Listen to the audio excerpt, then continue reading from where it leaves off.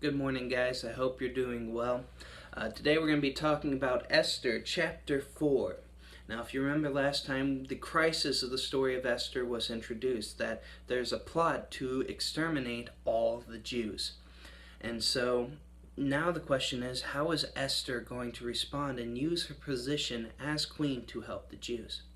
So at first, Esther doesn't know anything about this plot. It's not until Mordecai, her cousin, goes and kind of makes a bit of a scene. He puts sackcloth on himself, and I think he puts ashes on himself.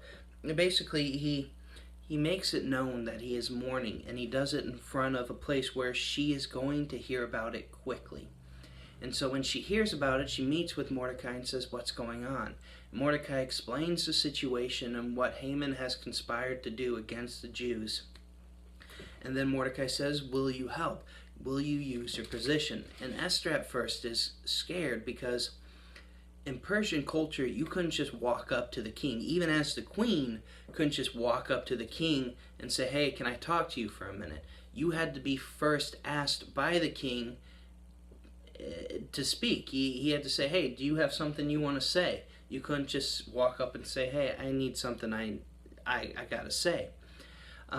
And so she's scared because this offense of appearing before the king without being summoned, without being recognized, is punishable by death. And eventually she comes up with this plan to go and stand before the king in the court. Basically, she's going to be flirty and try to catch his eye as she's walking by, is kind of the impression I got when I read it. That she's going to put on something that's attractive and appealing, and she's going to make him notice her so that he calls her in and she can sit and talk to him. And so it works. Although that's part of chapter 5, so I won't go too much further into that. But basically, she says, "Here's the plan, Mordecai. Go back to our family, go back to the Jews, and fast. And pray that this all goes well." And so that's kind of the summary then of chapter 4. What's the big takeaway for you guys spiritually? I think the big takeaway that you should take away from chapter 4, a lot of takeaway.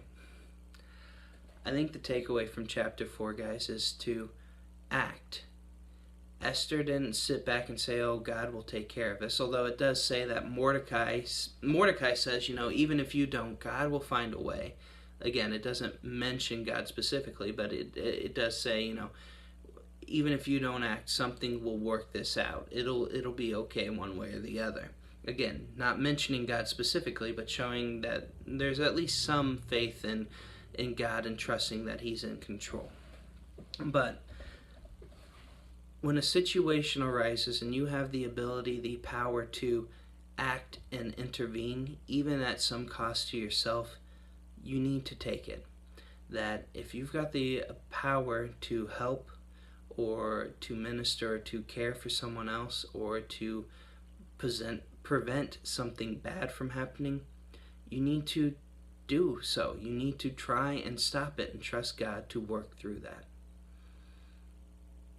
Yeah, so I think that's the big takeaway, guys, to trust God and to act, not just sit back and hope it works out, but to take a step of faith and act, trusting that God will work through you. Take care, guys. I'll see you tomorrow.